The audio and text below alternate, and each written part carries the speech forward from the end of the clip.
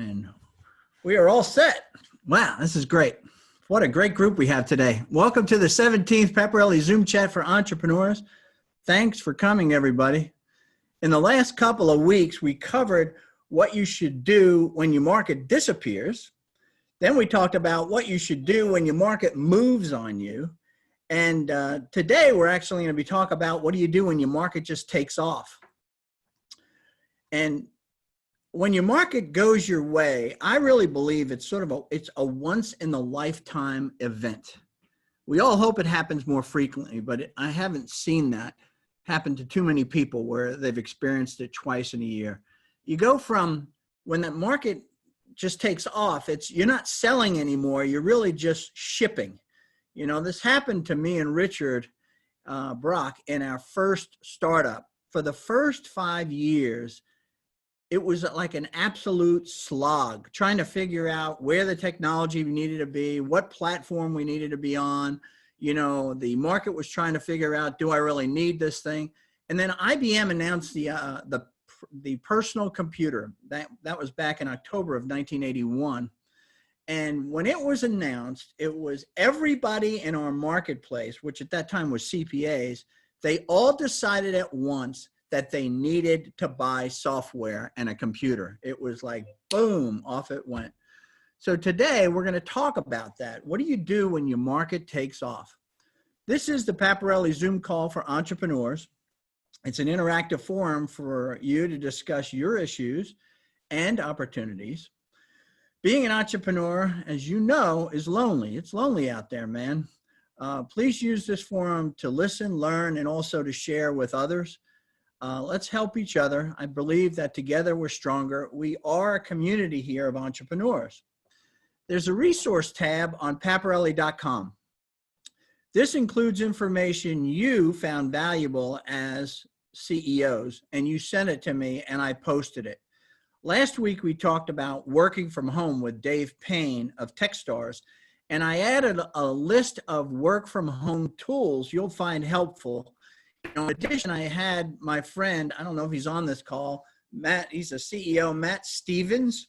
He sent me an update on Georgia law, which limits corporate liability, but a public posting is required. So take a look at the resource tab on Pepperelli.com. I think you'll find it helpful. House rules are listed in our chat. Use this chat to ask questions. John Marshall is monitoring the chat for us, and he'll jump in from time to time to ask questions, your questions, if they are appropriate to the conversation that's being had at the time.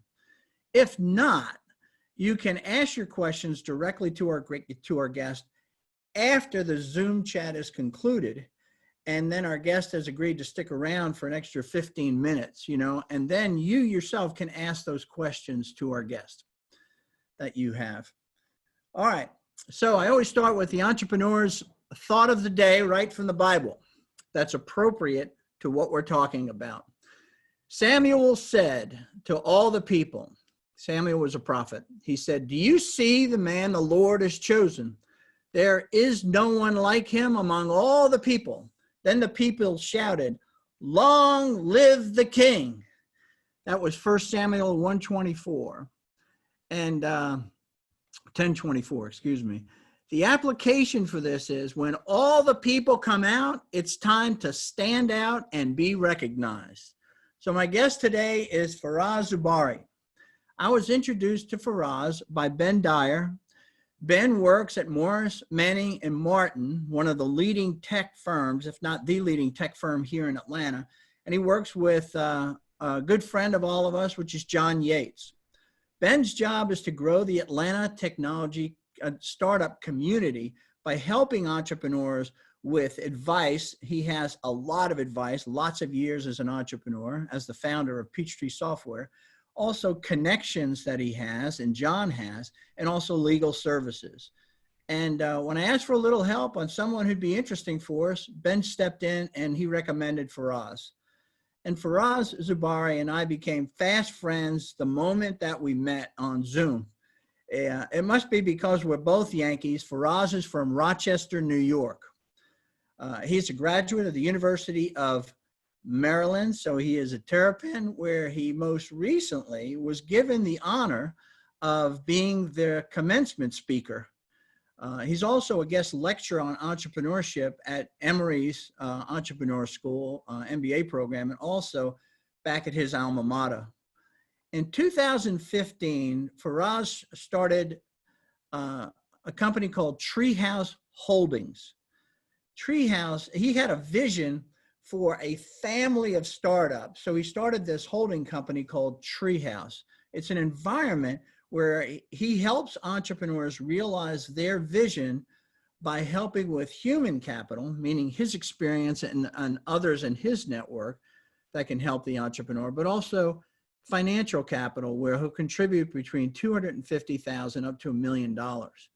His first startup at Treehouse Holding is ExamMed. And ExamMed, because it just took off, is now a Technology of Georgia top 40 company. So Faraz, welcome. I'm glad that you're here. This is great that you joined us. I appreciate you having me. And thank you for the flattery. I'm going to have to just clip that part out and send it to all my family members. Send it to your mother. Mothers always like this stuff. All right. But give us a little background for us, maybe on how you became an entrepreneur. Yeah, no, I appreciate that. After Maryland, it teaches you a lot if you're ACC fans, you can't beat Duke for many years. And growing up in upstate New York and being a lifelong Bills fan, that also teaches you a lot about adversity and overcoming hardship when you lose Super Bowls. But nonetheless, was fortunate enough to start my career on Capitol Hill in the late 90s, writing health and foreign policy for a congressman from Brooklyn. Wanted to go to law school, kind of see what that whole world was like. Was fortunate to be at a very entrepreneurial boutique litigation firm, which ended up being a litigation powerhouse, Boies Schiller, and was very fortunate to work on some really nice cases, including Napster in the late 90s, Bush v. Gore in 2000. And then one day sitting in Denver. One of the things that happened with you too is it gave you an opportunity in working in that to actually be traveling worldwide.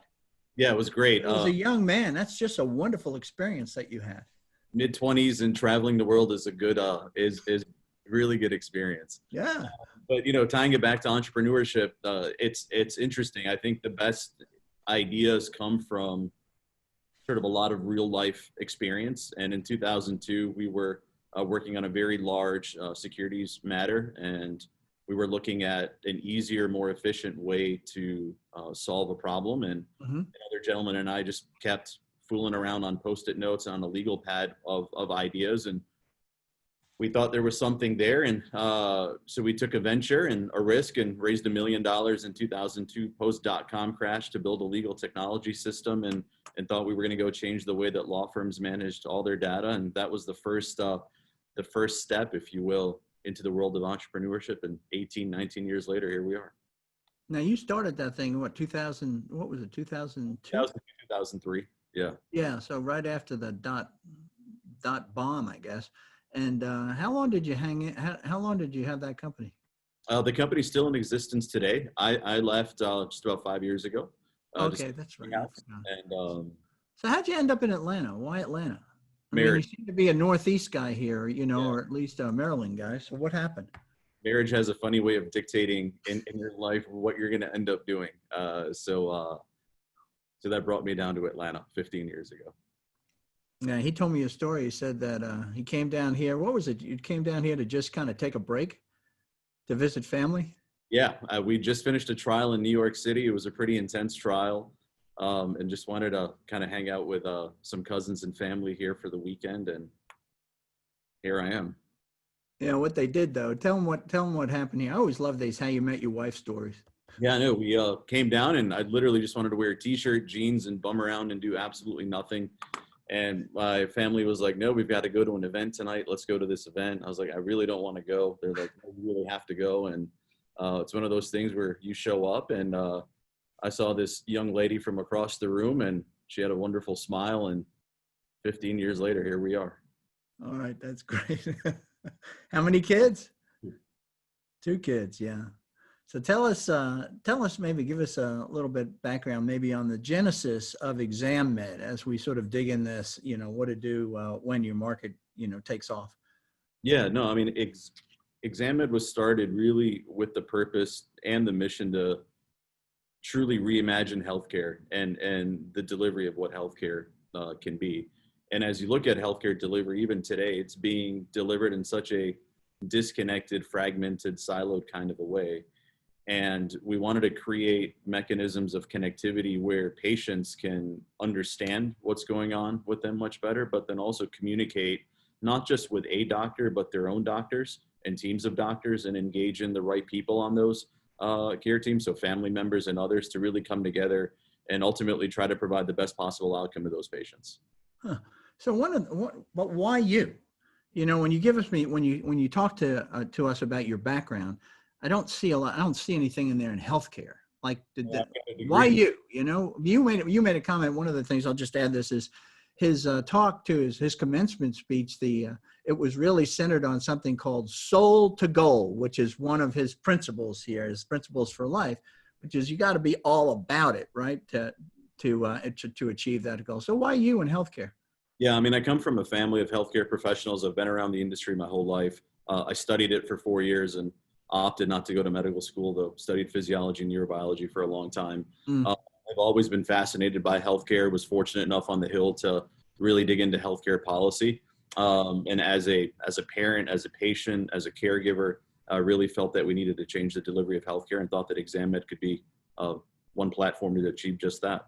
That's good. So why don't you, I always like to give an entrepreneur the opportunity here to kind of talk about his product. So maybe you talk about your market, you know, who do you sell to, who's your buyer, and talk a little bit about your product here.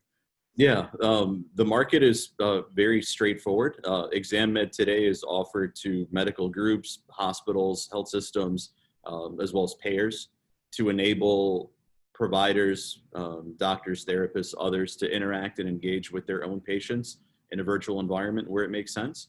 And again, our model is not to replace the doctor's visit. It's really to augment and enhance that care continuum. So there's a lot of instances where you go to a doctor where you don't necessarily need to be there in person. And so ExamMed certainly provides for video visits and other functionality. But another thing that it does is it also provides things like referral management and sort of other tools. So when you're at a provider and they encourage you to see somebody else from a specialist, for example, questions are, who do you recommend? When can I see them? Do they take my insurance? And we've really tried to solve that problem as well. So you're creating a much more connected environment of care delivery. And ExamMed at its core, and a sentence is just, it's a web-based, mobile-enabled platform that allows providers and doctors to interact with their own patients in a environment. What I liked is what I always love going to entrepreneurs that are product centric like yourself. All right. And the first entrepreneur that I saw that was always about product was Bill Gates. And when I went to visit you, Faraz, I told you this story, but I'll tell others, is every time Bill Gates or Steve Ballmer got on a stage, and I don't care what level they were or how big Microsoft was at the time and how much Windows was a standard in the industry, they always talk about product. So here I go and I see Faraz, and the first thing he does is he says, look at this TV screen up here. He says, I just want to show you the product. So he had to walk me through the product, which was very elegant, very well done. And it is because you've been doing this for 5 years. Has it not? Was it 5 years ago you started this? Oh, yeah. Yeah. So let me tell you, I talked about Richard and I and how that first 5 years was a real slog for us to kind of get going before the market took off. What were the challenges that you faced over those first 5 years, and what progress did you make? Yeah, I mean, I think it's one of those classic stories of timing as well. 5 years ago when we were thinking about ExamMed, we had the vision and we knew that virtual care was going to be here. It just made all the sense in the world, from efficiency and effectiveness, and those are great. Yeah, but there were people 10 years ago that thought that virtual care was going to be there, right? But sure. So we were early. The challenges that we faced 5 years ago were patients were skeptical of, why don't I have to go into the doctor's office? Why isn't a stethoscope being put to my chest? Providers also knew that there were better ways to do things and deliver healthcare, but they sort of had their workarounds. Their waiting rooms and their lobbies were full. So there was really no pressing desire to adopt new technology. There were also fears of the EHR world of that was such a headache for them to really integrate. Would this be something similar? Is that, you're saying, is that electronic medical records? Yes. Okay. Right. And technology generally is clunky. It's not very elegant, as you said. And our goal was in 60 seconds, enable a doctor to see their patient. And the more that we showed that, and we wanted to grow through thought leadership and have the best doctors in the country really look at the application, challenge us, tell us how it could be better.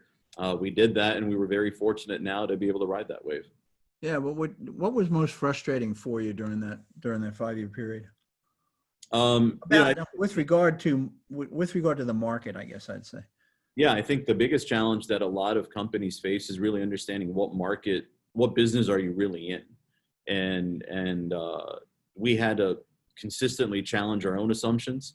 Why are we better? Why is this solution right for this market at this time? That led to a lot of product innovation and just challenging what we were doing. And I'd say over the last 24 months, we started picking up some solid traction and momentum, and certainly. Can you give me some specifics about that analysis that you did that you're talking about? Like, what business are we in? That kind of thing. Sure. The world of telemedicine is very broadly defined today, and you've got companies and technologies that are extremely successful that are focused a lot on the consumer market, on how do you enable patients to go online, pay $40 or $50 or something subsidized through your insurance company and interact with your doctor. There's a lot on the billing side. There's a lot of that. Yeah. Correct. And our model was solely centered on augmenting existing care pathways. So your doctor see your patients in a remote environment, and the challenges were reimbursement. And that was just something that, until you showed the ROI really, really definitively, it was really hard to get that adoption going. And in business, I think that's interesting, because I thought that the problem for adoption was it was a cultural issue. In other words, that's just not the way that we do business. But it's interesting that you're saying it's follow the money. For us, I think it comes down to the things that we've learned can be centered, I think, on 3 sort of principles. One is, if you want to change a behavior, you've really got to change the workflow. And you can't change the workflow unless you demonstrate the ROI. And the ROI in the medical world, until something drastic changes, ties to reimbursement. And the more that we could show provider groups and others that they could recognize revenue for the time that they were investing in these visits, that's when we really started to see success. So how do you connect this change of workflow? I get essentially you want to change behavior, which is what I spoke to, right? The cultural side. You said, well, you have to change the workflow. And then, but to change, for them to adopt a changed workflow, you had to do that. You had to show them their ROI. Absolutely. Otherwise, why would they put it in? Okay. Tell and you. What was the ROI that you showed these docs? We kind of at the highest level here. Sure. I mean, it comes down to reimbursement. Is you can increase revenue and provide more connected and better outcomes to your patients. That's the ROI, and we can quantify. So these 5 years, you're going through these 5 years of trying to get yourself positioned and, like you said, figure out what the real workflow was. You want to change the doctor behavior. You get to the ROI. You see that you're going to get that there is reimbursement for this telemedicine.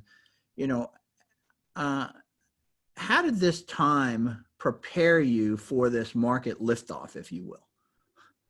Yeah. The thing that we learned, I think, are 2 key takeaways. One is seeing the bigger picture on what a broader vision is. And 2 is, as was mentioned sort of in the earlier chat, as we were starting and really, really understanding what your customers want and being able to engage them. And if you do those 2 things well, I think that you've got a really good chance at sort of achieving multiple outcomes. So what did your customers really, really want? I think customers can be broken into 2 segments in our world, doctors and their patients. Yeah. I think patients wanted convenience while still being able to recognize the comfort and trust of seeing their own doctors. And so ExamMed certainly provides that. And on the provider side, it was the sort of what they were wanting is a easier, faster, more connected way of engaging with their patients in as simple and point-click actionable of a way as possible. Okay. So simple and easy. This came out in when we were talking to Ed Buckley at PeerFit. He made this comment I thought was great. He says, it's not we get bogged down sometimes as technologists thinking that we need more and more and more features. And what he was speaking to is he said, we just need to make sure whatever we're doing in solving the problem, that it is really, really, really easy to use. And he used 3 reallys. And I thought that was really good idea. Great insight from him. So you weren't working in healthcare before you started ExamEd. You were studying healthcare and your family was in healthcare. How long did it take you to get comfortable that you knew the market? And how long do you think it took the market to get comfortable that with you and ExamEd? Sure.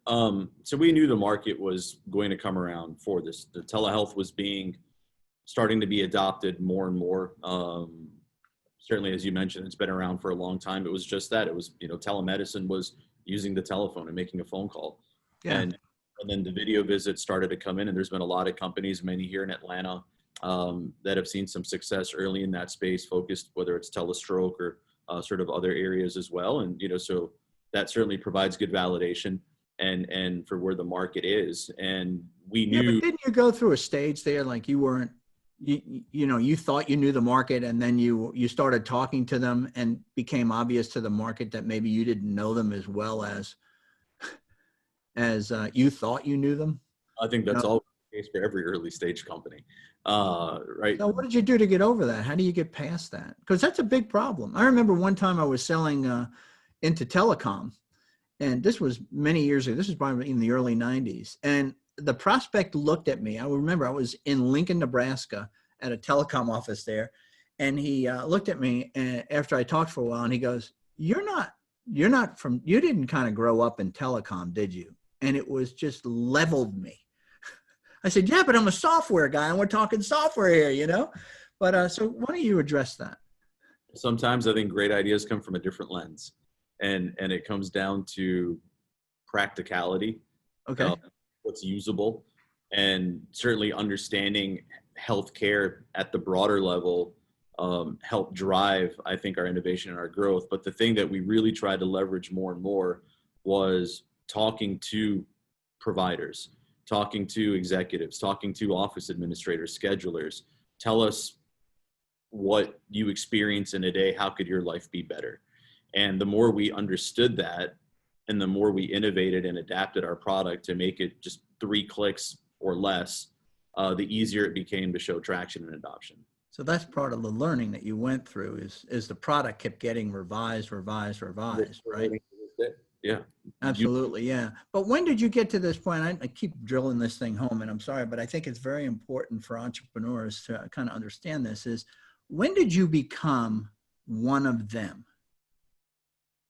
From an entrepreneur standpoint? No, in other words, here I am an entrepreneur. Here you are an entrepreneur, and you're selling into these doctors, okay, who are the people that are actually going to spend the money, not the patients, okay? You figured that out. And so you get there, and when did the doctors sort of just accept you as like, oh, yeah, one of us. You're part of this market. You're part of this community. I mean, that's a big step, for a startup. It and is for an entrepreneur. So when did that did that happen? How long did it take for that to happen? Yeah, I mean, I don't think there was a light bulb moment for that for us generally. I think from an industry standpoint, certainly COVID triggered telemedicine from being a nice to have to a must have. But for us, it's been a gradual process over 5 years. And it really came to sitting down, understanding from doctors, how would you use technology and how could it make your life better? And creating that. And that is a constant sort of evolution. That's never going to end. I mean, we're doing more of that today than we've ever done. One of the things I've always kind of believed, and I tell entrepreneurs this, is that it takes 3 years for a brand to sort of be recognized by the market.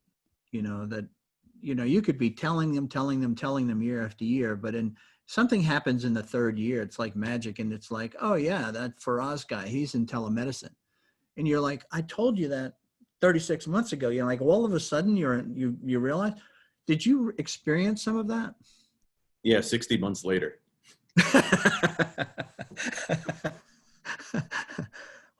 And so why don't you do this? Why don't you tell us about when did you know that this market was going to take off? Why don't you tell us that story? Yeah, I mean, it's our for those that are in Atlanta, our office is right across the street from the stadium in the Galleria area. We were fortunate to be a TAG, Technology Association of Georgia Top 40 company this past year. We were at the Cobb Galleria Center for the TAG event in mid-March, and everyone was doing elbow bumps instead of handshakes. And rather than get, the nice pen or the koozie, we were seeing bottles of hand sanitizer being given out. And those were the tables that people were flocking to left, right, and center. And that really set off a light bulb moment that there's something going on in the market right now that is a lot more aggressive than what we've anticipated. And what we did during those 2 days is I really started calling on some of our customers, medical groups here in Georgia and sort of throughout the country, and just saying, what are you seeing right now? Are cancellations going up? What's going on? And we started really understanding that there was a lot of anxiety on what COVID was going to be, how it was evolving. And at that moment, I knew that we really wanted to do something. And if we really focused on our mission, which was to change the delivery of healthcare, we wanted to be able to offer ExamMed to anybody in the country at no cost for 90 days. What happened when you were sitting there on the elbow bumps and all that kind of stuff? What went on in your mind at that point? It's kind of looking at the interaction, right? I mean, these are people that if I'd known you for a long time and I'd seen you and I trust you, some reason that hand is still not going out. It's the elbow that's coming forward. Yeah. So there's something that immediately causes a little bit of a pause. And when you look at a market, when you look at opportunity. Why did you think that this was going to be a long-term issue and not a short-term issue? It's too widespread. Okay. You can't just put a stop on something overnight like that. There's a gradual process. There's change that's required. It's the same thing. If you come back to the behavior, workflow, and the ROI, you could make that same argument today, right? Why are people not wearing a mask versus wearing a mask? There's an ROI component to it. Right. I lost my train of thought here for just a second. So what did you do? That's what it was. So you saw this. Yep. So what did you see all the elbow bumps and all that? You recognize this COVID thing's like for real. It's going to be a big change in my market. So what do you do with that? Yeah. So here you are. I mean, how many people were you at the time? From a product standpoint? Yeah. How many people did you have on the product, using the product? And how many people did you have working at the company? Sure. So the company size did not change except for one hire during this time. So we're at six to seven people. Okay. We're at 6 to 7 people now. The only change I made is in late March, I called my younger brother in Maryland and I said, hey, you've always wanted to sort of come on over and do something with your big brother. I need you to leave your job and come on over here. And he did that. Yeah, but there was one thing before we get to brother Mohib. Okay. Mohib, yeah. As before we get to your brother is, and I think he's an important piece of this whole puzzle. What you've done, what you see, to have your eyes open and your ears open to see something like that, to see a market just in front of you start to change. And it was really the consumer behavior that really got you at that point, that said, these are the patients that I'm looking at here at this TAG event. And they're all sort of fearful about even shaking hands and giving hugs like we usually do here in the Atlanta area.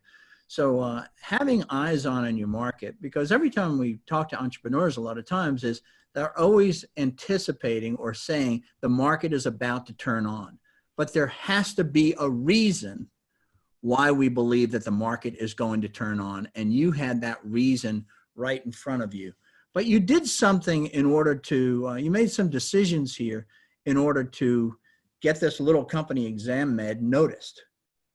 Yeah. What happened in those areas what did you do there? So we did a press release and we said we were going to give ExamMed away to anybody in the United States for 90 days at no cost, no obligation, no nothing, no tricks, no gimmicks. If you as a provider would benefit from using technology to see your patients right now, when you're thinking about doors closing and laying off staff and others, we wanted to try to protect as many practices as we could. So we offered it at no cost. Well, that was a big decision. How did take us through getting to free? I mean, are you comfortable sharing? Well, yeah, I kind of published it, so they already know. How many doctors did you have on a platform at the time? Um, 200, 250 active providers on the system Okay. That's after 5 years. after 5 years. That's hammering away at something here. You're busting rocks. It's called persistence. What's that? Called persistence. Okay. Yeah. So, so I got 250 providers on here, or 250 doctors actually providing healthcare services via telemedicine in your product. You put out this press release. What did you expect? 50 to 100 new people over some period of time getting on. So you sent this press release nationwide. Yep. I wrote it, came back from the tag event, sat in the office, wrote it, and went online, tried to figure out how to publish it, published it, and the onslaught just So you started. didn't even use a PR agency. No, we just did whatever the online newswire, signed up for a newswire account and did it. Could you have written that press release 5 years ago, or did you get pretty good at it?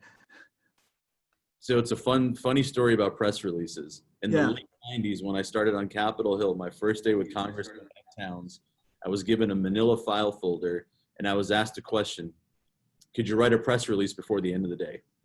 And I had two options as this intern. I could say yes, and I could write probably the lousiest press release that the chief of staff had ever seen. I'm relegated to coffee duty for the whole summer. Or I could say, no, I've never written one, and I'm still relegated to coffee duty for the whole summer because I don't know how to write a press release. So I kind of gave this really political answer, no pun intended, where I said, no, I've never really written one, but I'd love to try it. And she gave me the file folder and said, all right, you've got till 4 o'clock to go write the press release. I mean, I knew how to write one, but, from a content standpoint, we started to examine it from the heart. We really, really wanted to change healthcare, and we still do. That's what drives us every single day. And we knew we were doing the right thing for the right reasons. I faced a lot of scrutiny. I faced a lot of criticism during this time from stakeholders of different levels. Why aren't you charging the market? This is the hottest time. You can make money. Honestly, it didn't feel right, and that's not why we did it. Why didn't it feel right? Success to us is impact. And if we are offering a platform, if we've spent all these years really understanding how doctors and patients would interact with one another, and there's a catalyzing event, at some point we'll recognize the financial benefit of that. But from a value standpoint, we've built something to really change and drive impact. And if we knew that we could impact that, I mean, even where did this value? So one of the things that you've done, where did this value to serve come from? Oh, it's parents. Huh? Parents, hands down. It came from your parents. Yep. Tell us a little bit about that, because I think that this must roll into this whole make it available for free in this difficult time. Yeah. Look, if you've got faith in different levels and you're truly trying to serve, then you do what you need to do to try to serve. And that's what we did. Well, where did you learn it from your parents? How did they demonstrate? It was interesting. You brought up that thing about press releases. One of the things I always love to say is we always think, when will I ever use this skill that was sort of dumped on me? And here, that was almost 20 years ago, writing press release, or your first press release. And now you used it again to a great advantage. I don't know that I would have come up with the idea of, let's put out a press release, but that's pretty interesting background. It was a collective decision. It was a team decision. Okay. We're a small team, but we're a pretty powerful team. And kind of everybody from our executive team and everyone here, I asked everyone, I sat down, I said, this is what I'd like to do. You all ready for this? And we don't know what we're going to expect. We could get nobody, or we could get a lot of people. And the whole team was on board. They all felt that it was the absolute right thing to do for all the right reasons. And as examined as an organization, we did that. What was the heart of the message in that press release? As somebody who's now receiving that press release and reading it, what's the message that you conveyed to me?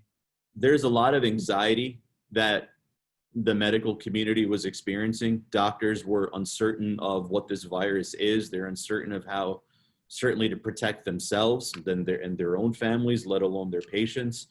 And they needed a platform or utility to engage and still keep doors open. And our mode at that point was, what can we do to help them? Faraz, this is John Marshall. In your free version, did you do anything additional to protect yourself against liability? No, I mean, it's a SaaS platform. We offered it like we would anybody else who was a paid customer. We just didn't charge anybody. So they still signed a services agreement. They still signed a business associate agreement for HIPAA and, sort of all the healthcare compliance requirements. We just didn't invoice anybody. What were the terms of free?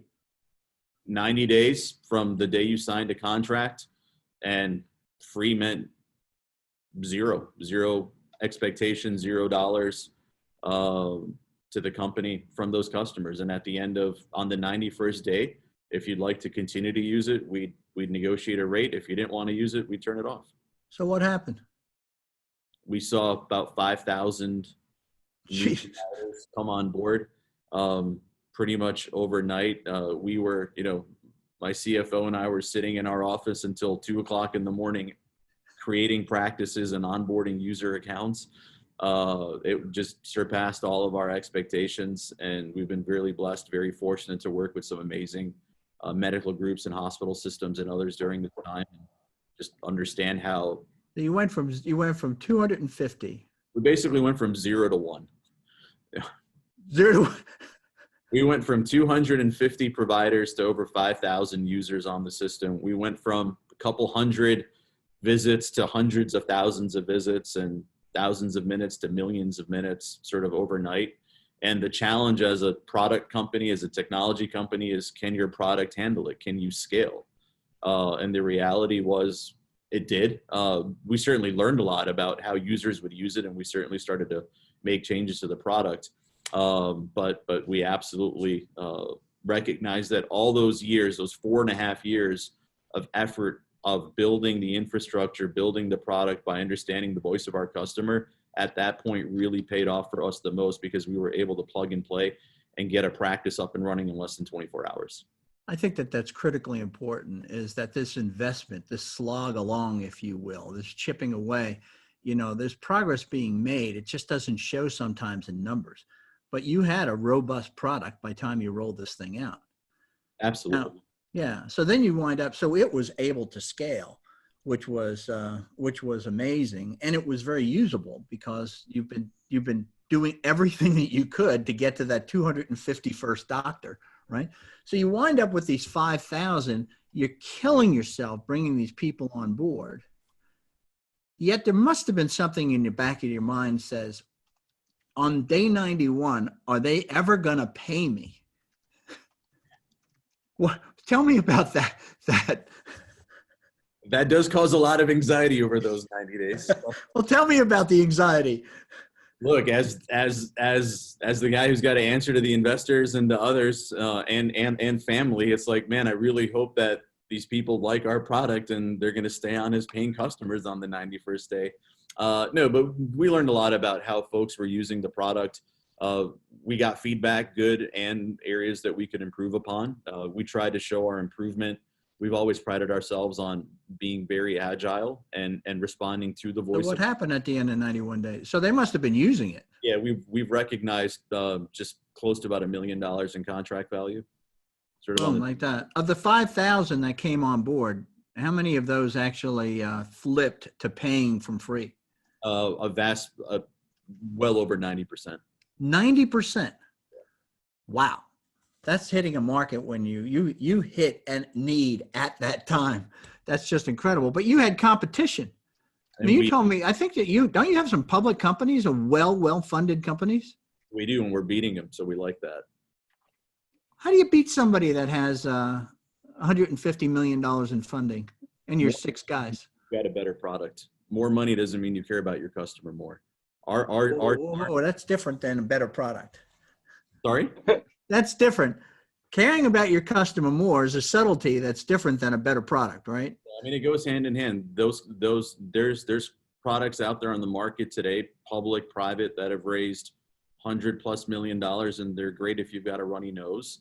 And I'm sure they work well. Our product is being used by many of the top doctors in the world on congestive heart failure, cancer patients, highly specialized, Yeah, but talk to me about when I think about product is, I remember walking into a CEO's office. He ran a software company for banking, and behind his desk, it said, what vaporware features does our competitors have that are causing you not to sell your product today? In other words, we can always, with software, we could always talk about what's coming to kind of freeze somebody, right? There was another piece you said about we care more. Mm-hmm. How did you communicate that to your market? I think in those 90 days, communicating it was through showing them. We had an opportunity to showcase to them on training not only their providers, their schedulers, their assistants, their teams, their patients. No other telemedicine company, or not many, I will argue, are able to work with an 85-year-old, gentleman or lady and teach them how to use their cell phone right now. And we had to do that. And we're still doing that, and we embrace. And I think that's so important, is that the market has to feel, particularly in vertical markets, they really do have to feel as though you love them, that you care about them. And you've certainly communicated that with one of your values, which you got from your parents, which is to serve others, which is wonderful. So last question is, so what's this next step for you? You now have this market that's sort of flipped over. What's the next step so that you take advantage of this and don't lose the momentum? Yeah, I mean, we are hyper accelerating. We're looking to grow quite aggressively. We saw 4 or 5 years ago what virtual care could be. What are you doing about it? Give me a detail on it. Right now, we're going to look to accelerate through new capital, new hires, sales efforts, and really try to grow the company. Are you getting a lot of interest in your company? A lot of people coming to you? We are. I mean, we're sort of in this interesting sort of, shift. I guess different people have different formulas. We've got a great story. We've got a lot of momentum. We've displaced some of the leading companies that you've talked, that you mentioned, that have raised a lot of capital.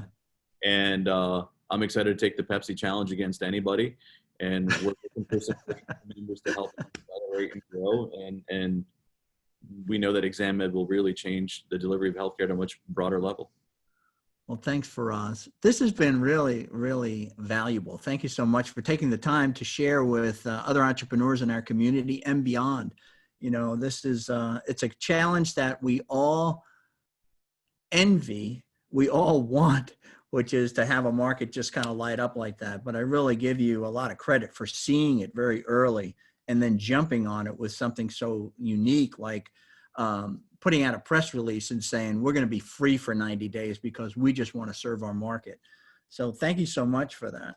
Yeah, I mean, just to that point, thank you very much for the opportunity. Ben, thank you for the introduction. And, I think the last thing I'd say on that is, while we're a product company, it really ties down to your people.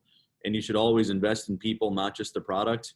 And on that day in March, when I asked our team, and we're a small, lean team, you all ready to do this? And they said yes. Then I knew that we were investing in the right people, not just our product. And it's, certainly paid off. And so we look forward to growing this. Well, congratulations. And we do wish you the best. But it feels great. It feels great when you're in the right place at the right time. There's no doubt about it. You have to, but there's a few things to keep in mind here. One is you have to see it coming and take action quickly to kind of get ahead of it. And a service, heart for service, certainly helps. Secondly, the product, this is what I'm pulling from this, the product has to be ready and tested. And it takes time to be ready. There's an old biblical thing that says you have to plant, the farmers think of, you have to plant before you can harvest. And then lastly, scaling services is something that Faraz and I talked about. And that's where we didn't really give Mohib a really good plug here, but he really was the guy that came in that headed up the whole service side and onboarding and made it all work for you, which is phenomenal. So let's give him a little credit here. So thanks, Faraz, for telling us your story and for helping us understand these challenges of a market. What do you do when a market takes off? Nothing like being in the right place at the right time, but you are a great entrepreneur and a great leader for having done such a great job here. These are my insights. If you have insights, I'm interested too, and so will the people that this will go out to, the other entrepreneurs. Send your insights to me from this talk, and I'll publish them and I'll give you credit for them. My weekly reminder is watch your cash because it goes out fast and it comes in slow.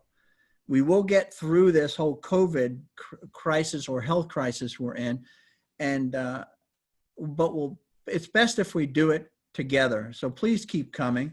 Learn fast, decide fast, and go fast. Next week, I have a very interesting guest.